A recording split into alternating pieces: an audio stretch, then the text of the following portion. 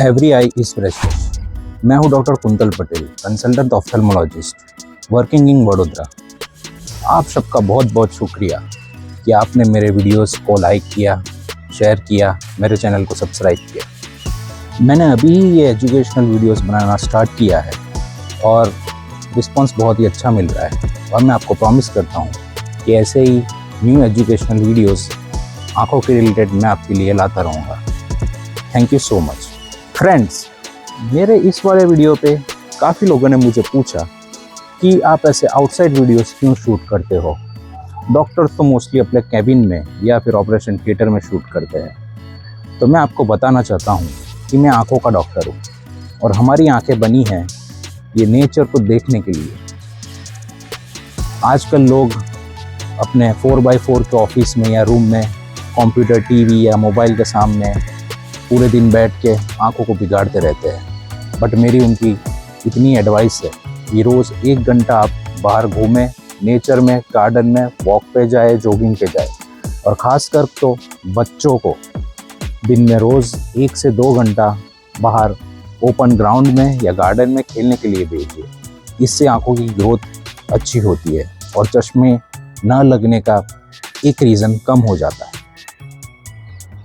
Last video में हमने देखा था कि डायबिटीज़ आपकी आंखों को कैसे नुकसान पहुंचा सकता है। इस वीडियो में हम देखेंगे कि हम डॉक्टर्स जब डायबिटिक रेटिनोपैथी का मरीज़ आता है तो कैसे उसको डायग्नोस करते हैं और इसके ट्रीटमेंट ऑप्शंस क्या क्या है। तो सबसे पहले तो जब डायबिटीज़ का मरीज़ आता है तो अगर मरीज़ टाइप 1 डायबिटिक है तो हम उसकी आंखों का इलाज डायबिटीज़ पता होने के 5 साल के बाद करते हैं और उसके बाद हर साल एक बार रेगुलर फॉलो।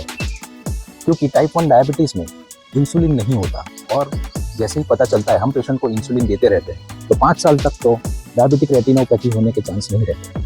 अब जब टाइप 2 डायबिटीज़ का मरीज़ आता है तो हम उसी टाइम उसको चेक करते हैं कि आंखों में कोई परेशानी तो नहीं है और फिर हर साल एक साल के लिए फॉलोअप या फिर फॉलोअप नज़दीक भी हो सकता है depending on the severity of the disease. इसके बाद प्रेग्नेंट वुमेन जिनको डायबिटीज़ होता है तो प्रेगनेंसी पता लगने के तुरंत ही हम उनकी आंखों का चेकअप करते हैं और फिर फर्स्ट, सेकंड और थर्ड ट्राइमेस्टर में एक बार उनकी आंखों का चेकअप होता है। और डिलीवरी के 6 महीने या 1 साल तक हम उनकी आंखों का ट्रीटमेंट कर सकते हैं depending on the severity of the disease. अब जब हमारे पास पेशेंट आया है तो हम उनको डायग्नोस कैसे करते हैं। सबसे पहले तो हम डायलेटर ड्रॉप्स डाल के उनकी प्यूपिल, जो आंखों का काली पुतली भी कहते हैं, उसको डायलेट करते हैं और फिर डायरेक्टली हम उनके रेटिना में देखते हैं हमारे डायरेक्ट या इनडायरेक्ट ऑफ्थेल्मोस्कोप मशीन से, जिसमें हमें डायबिटिक चेंजेस जैसे कि स्मॉल ब्लीडिंग, क्लोट्स जिसको हम हेमरेजेस भी बोलते हैं, या येलो स्पॉट्स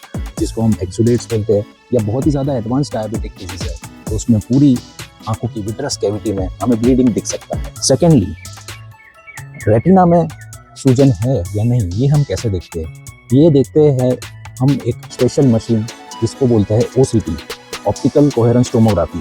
ये एक टाइप का आँख का CT स्कैन है जिसमें हमें सारी रेटिना की लेयर्स दिखती है, ठीक ऐसे।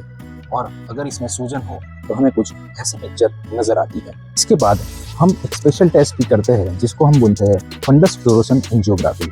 इसमें हम एक फ्लोरोसेंट डाई पेशेंट के ब्रेन से इंजेक्ट करते हैं। ये डाई तुरंत ही आँखों में पहुँचती है और जिस एरिया में अच्छे ब्लड सप्लाई रेटिना में हो रहा है वहाँ पे ये डाई पहुँचेगी, जैसे कि आप यहाँ पे देख सकते हैं। और जिस एरिया में ब्लड नहीं पहुँच रहा मतलब ऑक्सीजन नहीं पहुँच रहा, तो वहाँ पे एक डार्क स्पॉट दिखेगा जिससे हमें पता लग सकता है कि रेटिना में कितना ब्लड पहुँच रहा है और आगे ट्रीटमेंट की ज़रूरत है या नहीं। कई एडवांस केसेस में हमें डायबिटिक रेटिनोपैथी के साथ साथ बहुत मैच्योर कैटरेक्ट देखने को भी मिलता है। अगर कैटरेक्ट बहुत ज़्यादा है तो हम रेटिना नहीं देख पाते, तो हम फिर एक आंखों की सोनोग्राफी करते हैं जिसको B स्कैन मशीन कहा जाता है।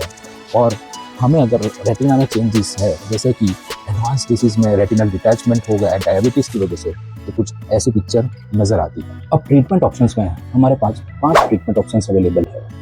अगर तो डायबिटिक रेटिनोपैथी के चेंजेस माइनर है तो हम पेशेंट को सिर्फ हेल्दी लाइफस्टाइल, हेल्दी डाइट और शुगर कंट्रोल की एडवाइस देते हैं और रेगुलर फॉलोअप्स पे बुलाते हैं। सेकेंड, अगर रेटिना में काफ़ी सूजन है तो फिर हम पेशेंट को एक special anti raises injection advice करते हैं जिससे कि रेटिना में सूजन कम होती है और जो न्यू एबनॉर्मल ब्लड वेसल्स बननी होती है वो भी नहीं बनती। या फिर एक और ऑप्शन जो थोड़ा कम कॉस्टली है वो है स्टेरॉइड इंजेक्शन या एक स्टेरॉइड इम्प्लांट जो आँख में दिया जाता है और ये continuously steroid implant steroid secrete करता रहता है जिससे कि आँख में सूजन कम हो। थर्ड ऑप्शन है लेज़र। इसमें भी दो टाइप के लेज़र होते हैं, फोकल लेज़र और pan retina laser. Focal laser वहाँ पे करते हैं जहाँ पे ब्लड वेसल्स बहुत लीक हो रही है और जहाँ से फ्लूइड लीक हो रहा है और रेटिना में जमा हो रहा है, वहाँ पे लेज़र देने से वो ब्लड वेसल्स सील हो जाती है। दूसरा ऑप्शन है पैन रेटिनल फोटोकोagulation, जिसको PRP ट्रीटमेंट कहते हैं। इसमें हम जहाँ पे भी न्यू ब्लड वेसल्स बन रही है वहाँ पे लेज़र करके उन्हें सील कर देते हैं ताकि वो और ज़्यादा ब्लीड ना करे। और वो एरिया लेज़र दिया है वहाँ पे ब्लड पहुँचना बंद हो जाता है तो वहाँ पे ऑक्सीजनेशन भी कम हो जाती है और जिस रेटिना के सेंटर एरिया पर ऑक्सीजनेशन की ज़्यादा ज़रूरत है वहाँ पे ब्लड फ्लो ज़्यादा होना स्टार्ट हो जाता है और वहाँ पे ऑक्सीजन पहुँचना स्टार्ट हो जाता है। चौथा ऑप्शन है सर्जरी, जिसको हम विट्रेक्टोमी भी कहते हैं। इसमें हम आँख के अंदर जाते हैं, जो जमा हुआ ब्लड होता है उसको निकालते हैं, पूरी विट्रियस कैविटी क्लीन करते हैं और अगर कहीं पे रेटिनल डिटैचमेंट है तो उसको सील करते हैं और बाकी के जो एरिया में है वहाँ पे आँख के अंदर ही सर्जरी के टाइम लेज़र देते हैं। एक फिफ्थ ऑप्शन भी अवेलेबल है जो अभी भी रिसर्च में है, जिसको हम स्टेम सेल थेरेपी कहते हैं। और एक दूसरा ऑप्शन है जिसको हम आर्टिफिशियल रेटिना कहते हैं, बट ये चीज़ें अभी रिसर्च में है। सो होप आपको ये सारे वीडियोस देख के डायबिटिक रेटिनोपैथी के बारे में एक यूजुअल आइडिया आ गया होगा।